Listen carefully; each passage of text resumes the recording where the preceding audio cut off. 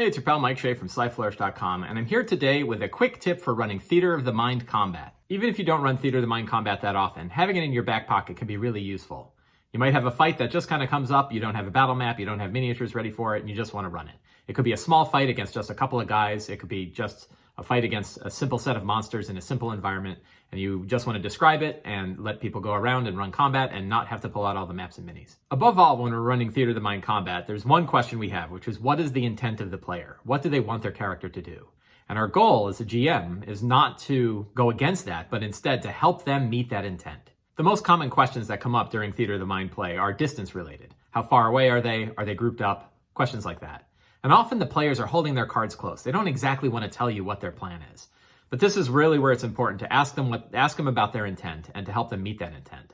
So if they say like, well, how grouped up are they? You say, I don't know, what exactly are you trying to do? And if they say, I want to drop as many as I can in a fireball, you say, you can drop 6 of them in your fireball. Sometimes when we're running Theater of the Mind, we don't exactly know the distances. We don't have them ahead of time. But we still need to have an answer to their question when they ask. So as a DM, we can have a few default distances that we keep in the back of our heads so that whenever they ask about a distance, we can drop one of these out. D&D is a game that describes itself in increments of 5 feet, and we can still use those increments of 5 feet when we're describing things in Theater of the Mind. So if somebody asks, how far away are they? We can say 25 feet. If they say, well, how far is that archer? We say 50 feet. So having a few default distances in our head can really help us quickly run Theater of the Mind combat. Some default distances that we can keep in our head include being right next to somebody, being 25 feet away, or being 50 feet away.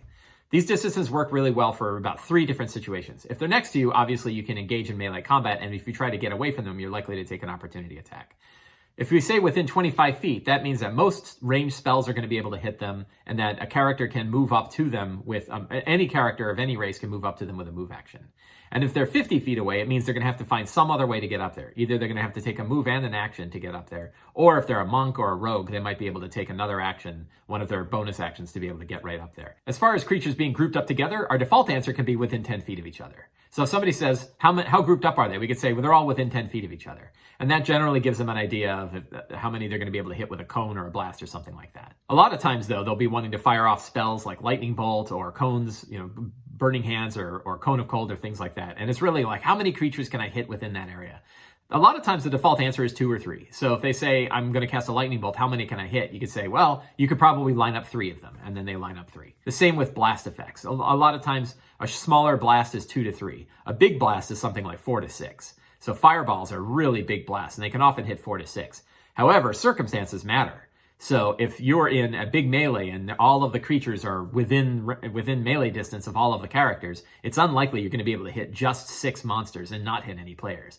This is where we can do a fun thing of making a deal. Let's say one of the characters wants to cast a fireball, and the player asks, how many orcs can I fit inside that fireball? We could say 4, but you can fit in 6 if you're willing to put one of your companions in the blast. It's kind of a fun deal, and then everybody sort of looks around the table and decides, like, is that worth it? A lot of times a nice player will say, no, I don't want to put my friend in a blast. But sometimes the player who will be within the blast says, sure, go ahead and fire them all, B.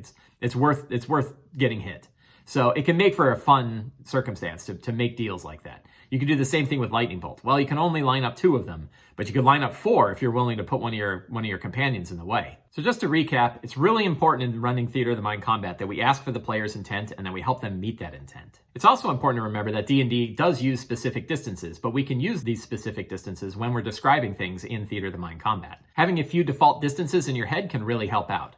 Is something within 5 feet of you? Is something 25 feet away, 50 feet away? And when they're grouped up, are they grouped up 5 feet from each other or 10 feet up from each other? I hope you enjoyed this video. If you did, please subscribe to the channel or like this video, share it with your friends, and visit slyflourish.com for more tips to be a better dungeon master.